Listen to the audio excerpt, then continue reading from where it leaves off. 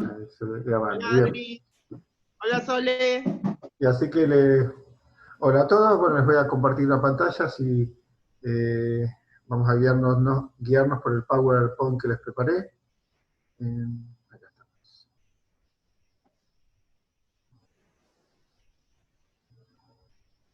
Y vamos a ir viendo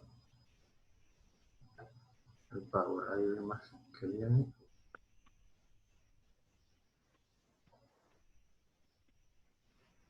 ¿No me permite abrirlo más?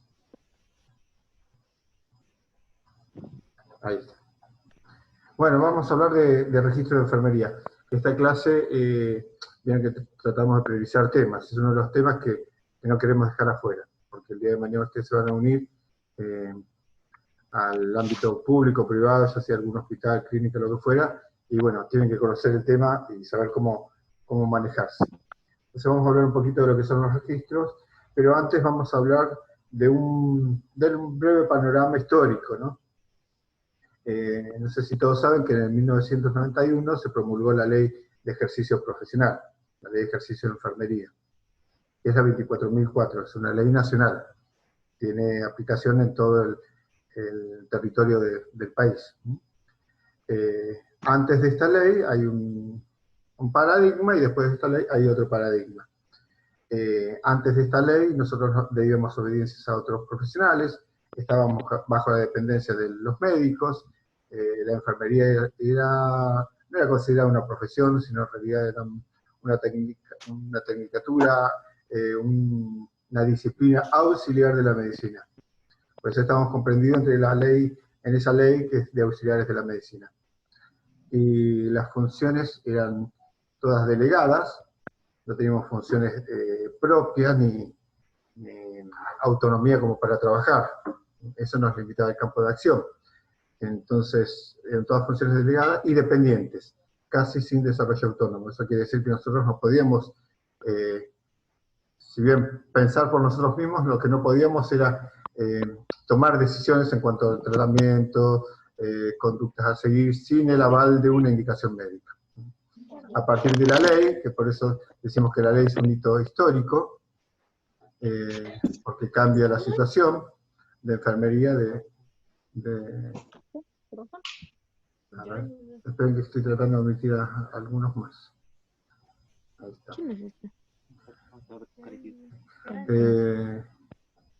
Bueno, cambia la situación a partir del año 91 y hay empieza a haber un incipiente conciencia de los campos que nos competen, ya hay un campo de acción propio,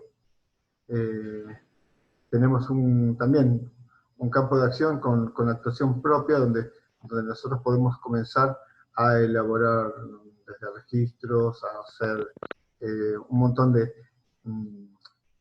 actividades, acciones, intervenciones de enfermería por propia cuenta. Y cada una de esas acciones que nosotros hacemos merece una documentación exacta. Es así como se presta atención a lo que son los registros de enfermería. Ay, no escucho nada. ¿Quién no escucha? Ahí están uniéndose 3 más, a ver si pueden entrar. Bueno, por eso digo que hay un antes y un después de la ley de enfermería. Eso cuando les pregunto qué es un hito histórico, bueno, es la ley de enfermería un gran hito histórico. No me cambia esto. Creo que no me quiere cambiar la diapositiva. Ahí está. Bueno, cuando hablamos de comunicación, nosotros nos manejamos con comunicación escrita y comunicación verbal. Entre los diferentes profesionales ejerce influencia directa en la calidad de la asistencia. Obviamente que la comunicación es primordial en la calidad de atención del paciente, ¿no? Del sujeto de atención. Yo utilizo paciente y no tanto sujeto de atención porque ya es la costumbre. Bueno, la comunicación escrita se realiza a través de la hoja de enfermería, hoja de indicaciones, el report de enfermería o cuaderno de novedades, y la comunicación oral a través del pase de guardia. Ustedes van a observar que también hay un montón de registros complementarios, ¿no? Ya sea hojas de pedido de farmacias, de insumos, de equipos, todos de coordinación con otros servicios. Pero bueno, nosotros vamos a hacer hincapié a lo que es propiamente nuestro, que es la hoja de indicaciones, la hoja de enfermería y el reporte de enfermería. Y dijimos la comunicación oral a través del pase de guardia, que es fundamental también, para dar una continuidad a los cuidados. ¿Qué son los registros? Los registros son una constancia escrita de los hechos esenciales. Si alguien más aporta algo, los escucho. Para ustedes, ¿qué es un registro? De uno, no se peleen. Algo donde hay que verificar que queda un informe para justificar, evaluar, investigar. Bien, para todo eso, exactamente. El propósito es contar con un historial continuo y transmitir la información, exactamente. Un historial que quede sobre el paciente. Un historial continuo de su paso por la institución de salud. También constituye un documento legal y formal. Ténganlo en cuenta porque muchas veces van a ser citados, ojalá que no, ¿no? Pero pueden llegar a ser citados por un juez para dar alguna declaración o ser testigos de algo y muchas veces se toma en cuenta los registros de enfermería. Y se realiza de acuerdo a normas. Hay que tener una normatización como para que esos registros tengan una validez. Y otra vez se me cuelga el pase de diapositiva. Ahí está. Bueno, esto es una frase que dice: un buen registro de enfermería debe ser aquel que recogiese la información suficiente como para que otro profesional de similar cualificación asuma sin dificultad la responsabilidad del cuidado del paciente. Eso quiere decir que el registro de enfermería tiene que dar continuidad a los cuidados. No solamente me sirve a mí, sino al que me toma la guardia y al que me toma la guardia, el que me toma la guardia, es decir, para todos. A ver, Patricia Choque quiere hablar. Te escucho, Patricia. Activa el micrófono. A ver si no se escucha. Bueno, continúo. Cualquier cosa.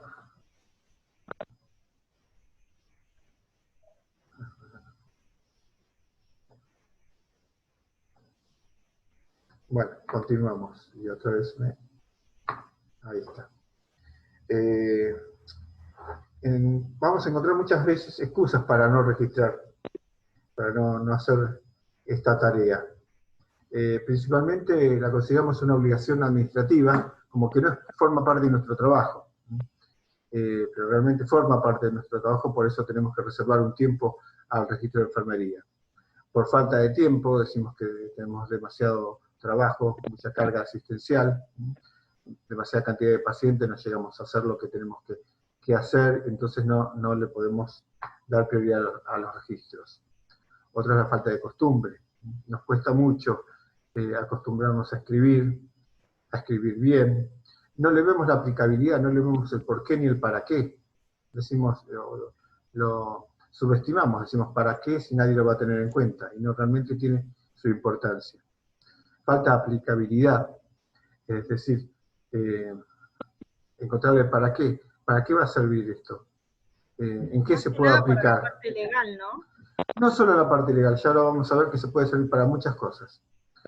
Tenemos dificultades también para plasmar por escrito de trabajo.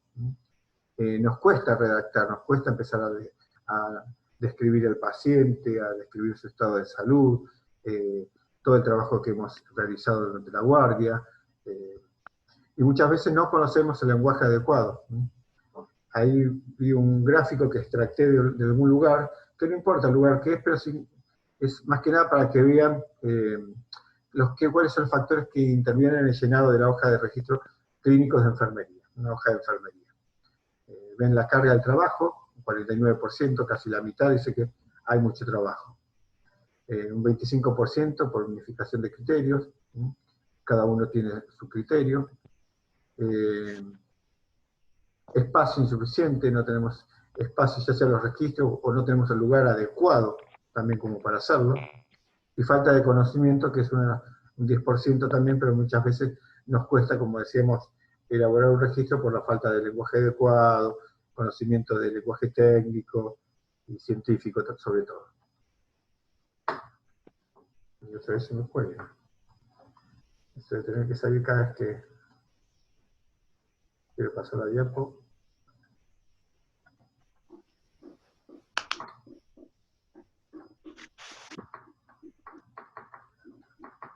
Y no me quiere pasar.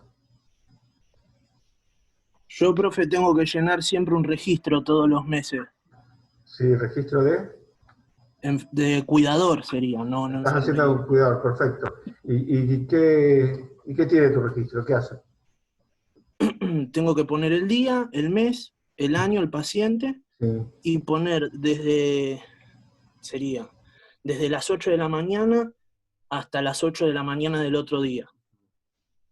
Toda la evolución. Comida, de evolución, comida, medicación, higiene y confort, baño también, si tengo guantes, si tengo materiales, Perfecto. si se come o no. Y todo lo elaborás vos, no hay nada prediseñado. Todo lo elaboro yo. Ah, está bueno. Bueno, es otra de las formas. Después vamos a ver algunos ejemplos de registro. Justificación. Porque sí hay que registrar, ¿no? Sin registro no creamos un campo propio de conocimiento, porque vamos a ver que los registros sirven como fuente de investigación también. Podemos reivindicar nuestras cargas de trabajo, es decir, nosotros decimos que trabajamos toda la guardia, que hicimos un montón de cosas, como decir, Lucas trabajó toda su guardia de 12 horas haciendo de todo el paciente, y no lo registró, es como si no hubiese hecho nada. Hay un viejo adagio que dice que lo que no está registrado no está hecho, y es así. Así lo toman los jueces también. Es la forma más segura de transmitir información, no se va a perder. Si bien nosotros podemos transmitir información en forma oral, en un pase de guardia, hay mucha información que se pierde, si nos olvidamos, o cosas importantes que sí o sí tienen que estar plasmadas en un papel, o ya sea en un medio digital, lo que fuera, ¿no? Que utilizamos para el pase de guardia. Pero esa información no se puede perder. No podemos avanzar como profesión si no existimos en los documentos escritos. Es cierto, pero como dijimos que además de generar un campo de conocimientos, tenemos que figurar en los registros como profesión.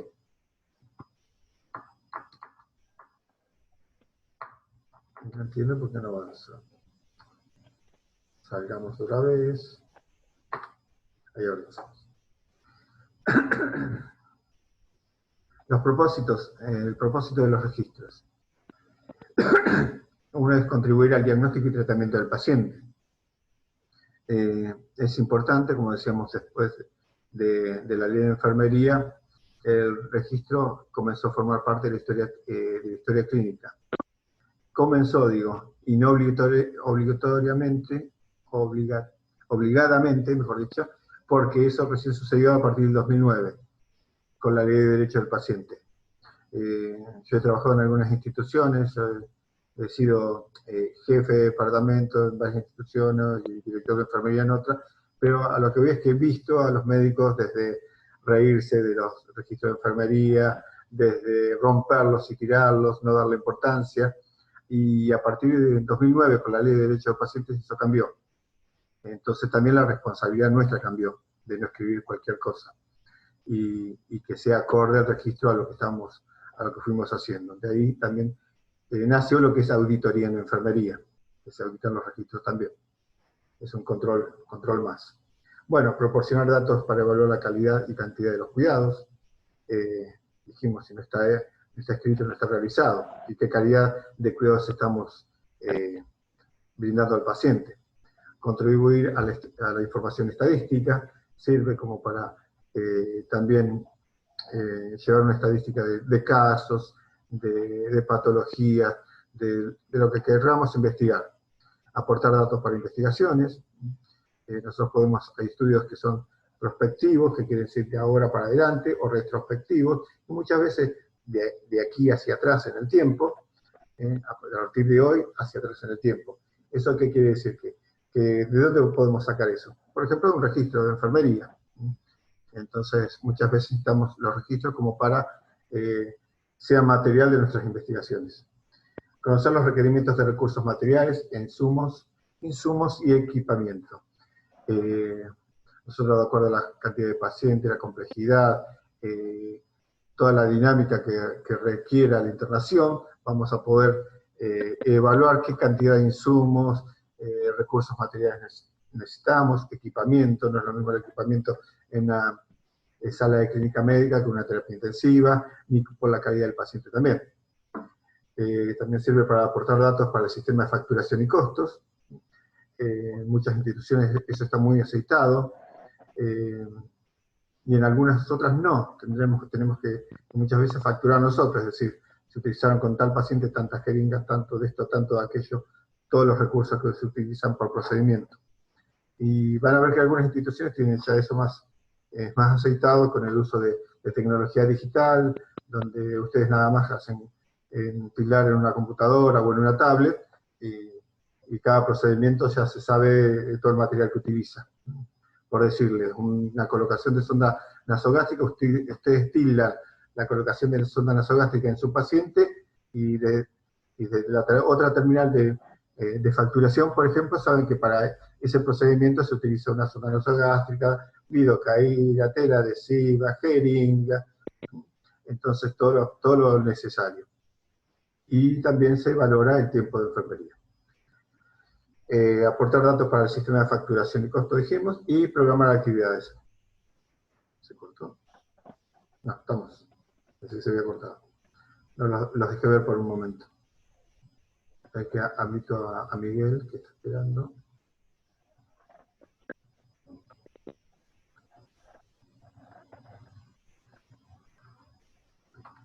Bueno. Dijimos que la hoja de enfermería forma parte de la historia clínica, sobre todo a partir de 2009, de la Ley de Derecho del Paciente. Antes algunas instituciones la incorporaban a la historia clínica, otras no tanto, dependía del caso, pero a partir de 2009, de la Ley de Derecho del Paciente, es obligatoriedad que la hoja de enfermería forme parte de la historia clínica.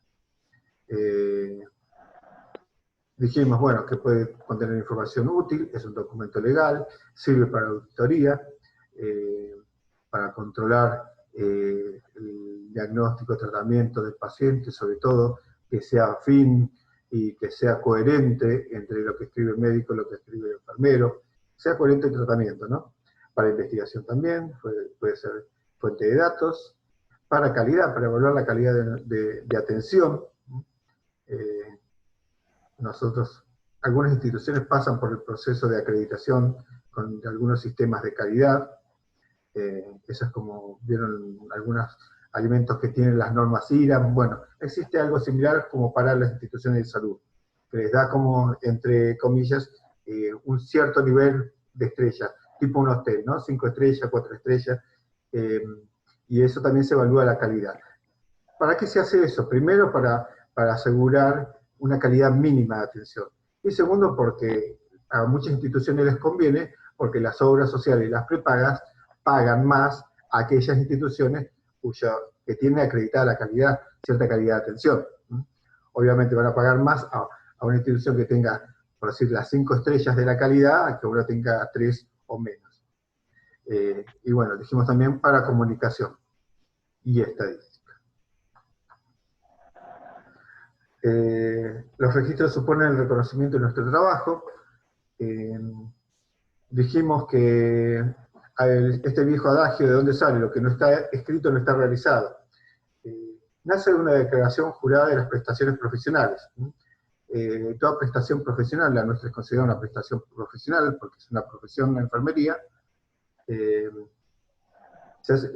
presupone una declaración jurada profesional. ¿Qué quiere decir? Que es nuestro deber la atención del paciente, y la atención del paciente conlleva también el registro. Entonces todo lo que no está escrito no está realizado. Todo lo que se hace para el paciente, por el paciente, y durante su internación y tratamiento, debe estar registrado, en este caso en la hoja de enfermería, y formar parte de la historia clínica del paciente. Hay a considerar algunos aspectos éticos y legales. como dijimos, la Ley de Derecho del Paciente, se promulgó en el año 2009, y trata algunos temas importantes que nos conciernen en la enfermería. Por ejemplo, el derecho a recibir información escrita de todas las intervenciones realizadas. Es un derecho del paciente.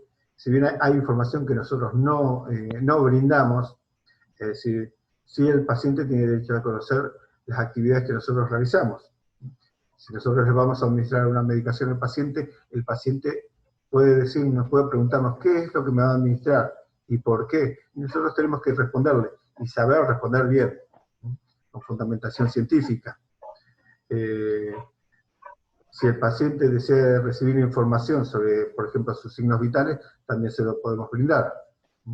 Y o sea, los que son de área de nuestra competencia, nosotros no nos vamos a dar un pronóstico médico ni un diagnóstico médico, sí lo que sea de nuestra índole profesional. Respetar el derecho a la intimidad y la confidencialidad. El paciente tiene derecho a su intimidad y a la confidencialidad. Eso quiere decir que el paciente puede confiar en nosotros, y el paciente debe saber, debe contar, mejor dicho, nosotros debemos decirle al paciente que puede contar con nosotros, y todo lo que ellos nos transmiten, no solamente es secreto, o un secreto profesional, que puede ser transmitido solamente entre profesionales, sino que muere en nosotros, es confidencial. Por lo tanto, no se van a enterar ni familiares, ni otros pacientes, absolutamente nadie. Tengan en cuenta esto, fundamentalmente, y sobre todo lo que es guardar el secreto profesional. Hay casos que han sido llevados a la corte porque prima tanto este derecho a la intimidad, a la confidencialidad y al secreto profesional, que hay casos que por ahí lindan con lo antiético. Por darle un ejemplo, un paciente que tiene HIV y no quiere decirle a su esposa que tiene HIV, con una esposa embarazada, por ejemplo, y nosotros no podemos decirlo. Lo que sí podemos es hablar con el paciente, concientizarlo, y bueno, decidirá él, pero nosotros no podemos violar la confidencialidad del paciente, ni el secreto profesional. Obligación de ejercer nuestro trabajo desde la autonomía profesional. Como tenemos una ley que nos avala, desde esa ley somos autónomos y somos capaces de desarrollar planes de cuidados, cómo es planificarlos, desarrollarlos, ejecutarlos y evaluarlos.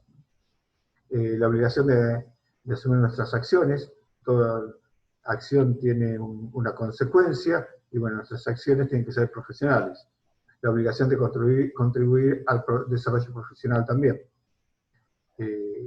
Todo lo que hacemos también tiene que estar dentro de las normativas institucionales, las normativas profesionales, basarse en el conocimiento científico, en la ética profesional.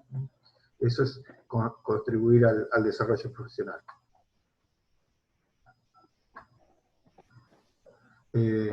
Más aspectos éticos y legales. La historia clínica integra la prueba documental más importante en una demanda por responsabilidad profesional. Es cierto, yo he sufrido el secuestro de historias clínicas, visto con los procedimientos como un oficial de justicia se acerca a una institución. Yo he visto el secuestro, presenciado el secuestro de un report de enfermería, por ejemplo. Después les voy a comentar el caso. Pero bueno, sepan que sí, la ley nos reclama por nuestro accionar. En nuestro registro de enfermería debemos evitar las siguientes fallas, que son las fallas más comunes, ¿no? La letra ilegible, tratar de escribir si no tenemos buena letra, tratar de escribir con imprenta, que todos puedan comprender. Piensen que cada profesional que vea el registro de enfermería tiene que entenderlo. 10 minutos se va a terminar. Si se termina, volveremos con el mismo link, ¿saben? Y renovamos. Bueno, dijimos la letra ilegible, la mala redacción. Es bueno también tratar de practicar, tratar de tomar lo bueno de ver de nuestros compañeros, cómo evoluciona un paciente, cómo lo valoran, qué se escribe. No es lo mismo escribir en forma telegráfica que una redacción donde dice, la toma de la guardia se encuentra el paciente consciente, lúcido, orientado en tiempo, espacio y personas, hemodinámicamente compensado, es decir, saber todo lo que vamos a transmitir de una forma bien redactada, ¿no? Uso de terminología inadecuada, no podemos utilizar cualquier terminología, es decir, tenemos que tratar de utilizar la terminología científica. No, tenemos que también evitar emitir juicios de valor, como aquello de decir, creo, me parece, aparentemente. No, nosotros tenemos que tratar de que nuestro registro sea lo más objetivo posible. Utilizar frases entrecortadas o telegráficas, cosas que solamente nosotros entendemos. Por ejemplo, yo tenía la costumbre de usar el TV como también. No puedo utilizar un TV como también en una historia clínica. Se dan cuenta, ni en un registro de la enfermería. Uso de abreviaturas no convencionales. Para eso, las abreviaturas y las siglas, que muchas veces utilizamos en la historia clínica, o en las hojas de enfermería, y los médicos también lo hacen, deberían estar en una norma. Es decir, es de buen proceder, yo lo he hecho, hacíamos un listado de la terminología habilitada a utilizar en la historia clínica, en las hojas de enfermería, y se respetaba ese listado. Por decir, una sigla, ACV, que es accidente cerebrovascular. La podíamos utilizar sí o sí estaba en la nómina de siglas. Si no estaba ahí, no la podíamos utilizar.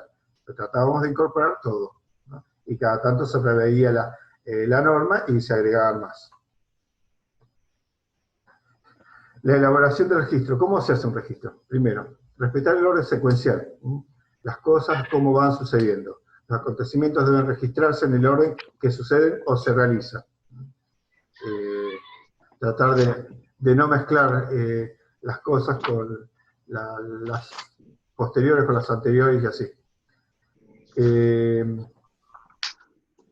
Documentar las intervenciones independientes. Son aquellas que nosotros hacemos por propia cuenta que nos permite la ley, es decir, que están habilitadas dentro de la reglamentación de la ley 24.004. Las intervenciones dependientes son aquellas que requieren sí o sí una indicación médica. Tratar de no ser reiterativos, no reiterar la información. Después vamos a ver que tenemos de uso habitual 2 tipos de registros y tratamos de registrar en cada uno cosas distintas. Tratar de no ser reiterativos. Evaluación de la eficacia de la atención. ¿Qué queremos decir con esto? Nosotros, nuestra atención no puede estar dedicada solamente a realizar un procedimiento y quedarnos ahí sin ver el resultado. Vamos a verlo como ejemplo. Yo le tomo a un paciente la temperatura y está con 38,4. Entonces, bueno, voy, le comento al médico, el médico me indica un antipirético y medios físicos. Entonces, bien, ¿y me quedo ahí con eso? No, yo con eso, como que la historia nos cerró. Tenemos que evaluar la eficacia de la atención. ¿Sirvió para algo o no sirvió para algo lo que yo hice? ¿Le bajó la temperatura o no le bajó la temperatura? ¿Alcanzamos el nivel normal de temperatura o no lo alcanzamos? Entonces, nuevamente yo tengo que controlar la temperatura. Si bajó, yo sé que fue efectiva nuestra acción. Y si no, habrá que tomar otra determinación. Lo mismo para los pacientes hipertensos, para todos los casos que se nos presentan, ¿no? Entonces, tiene que estar la historia cerrada. Si nosotros comenzamos con el paciente con tal situación, aplicamos tal técnica o desarrollamos tal acción o tal intervención y tenemos que ver el resultado. Algunos de los resultados pueden que no se vean a corto plazo, pero sí tienen que estar documentados. ¿Qué registramos? La valoración de enfermería para identificar las necesidades alteradas y los problemas reales o potenciales. Cuando nosotros empezaron a hacer PAE, lo primero que aprenden a hacer es la valoración, ¿no? Y uno trata de identificar las necesidades alteradas. ¿Cómo lo hace? Bueno, primero hay que conocer obviamente lo que es un valor normal de uno no normal. Y si uno no los conoce todos los valores, bueno, por lo menos tener una guía, fijarse. Es decir, si yo no recuerdo por decir, el valor normal del sodio, bueno, ahí me fijo en una tabla cuál es el valor normal del sodio, pero sí conocerlo. ¿Y cómo identificamos las necesidades? Bueno, vamos extractando todo aquello que está alterado. Nosotros no sirve de nada poner en una valoración que el paciente no tiene problema de esto, no tiene problema de esto, no presenta sonda vesical, no presenta esto, o sea, no tiene sentido. Tenemos que dedicarnos a tratar sobre lo que está alterado, lo que sí tiene. Y de ahí, bueno, vamos a darle la prioridad. ¿Cómo le damos la prioridad? ¿Se acuerda alguno cómo le dábamos la prioridad?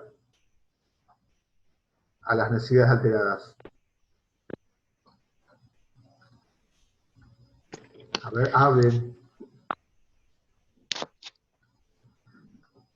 Por las 14 necesidades. Las 14 necesidades son las necesidades alteradas. Pero ¿cuál de esas 14? ¿Cuál es más importante que otra? La primera, la de la oxigenación. Respiración.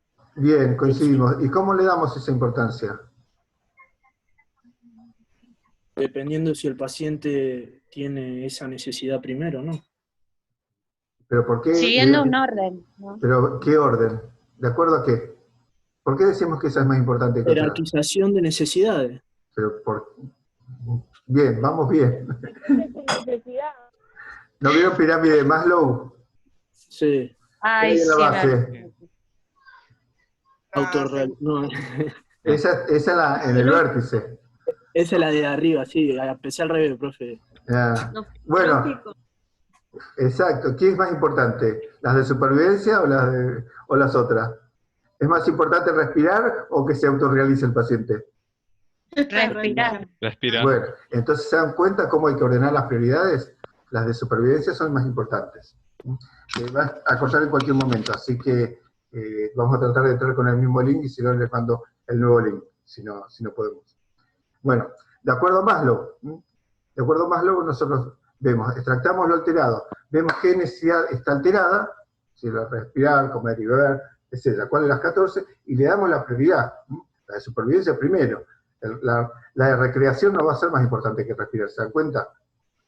Sí. Entonces, Profe, ahí, y primero está la de oxigenación y después, ¿cuál sería la segunda? La de comer y beber, ¿no? sí. ¿O depende de lo de Maslow o no? Sí, depende del paciente también. Porque nosotros vamos a trabajar con las alteradas. Y no todos los pacientes tienen respirar primero, o por ahí el paciente, por decirte un ejemplo, tal vez el paciente esté respirando mal porque uno tiene por una hipovolemia, por ejemplo, por la pérdida hemática, una pérdida de sangre, una hemorragia. Una hemorragia. Como vimos el caso la vez pasada. Entonces, respira mal, no respira mal porque tiene un problema respiratorio, sino respira mal porque hay un problema de hipovolemia. Entonces, nosotros reponiendo la sangre o la volemia, vamos a lograr que el paciente respire mejor porque le va a llevar oxígeno a los tejidos. ¿Te das cuenta? Entonces hay que valorarlo de acuerdo a cada paciente. Entonces no siempre va a ser respirar, va a ser la primera. Bueno. De acuerdo. A ver qué más, queda todo grabado. Bueno, dijimos la ejecución del plan de cuidados también. Dijimos los problemas reales y los potenciales, los que puede llegar a tener. Muchas veces utilizamos, se va a cortar en cualquier momento, pero bueno, cualquier cosa lo retomamos. Se utilizan muchas veces protocolos para la prevención de caídas, para la prevención de úlceras por presión, varios protocolos. Justamente como para evitar que los pacientes sufran un problema potencial. ¿Sí? ¿Y cómo lo identificamos eso? Porque bueno, va a tener cierto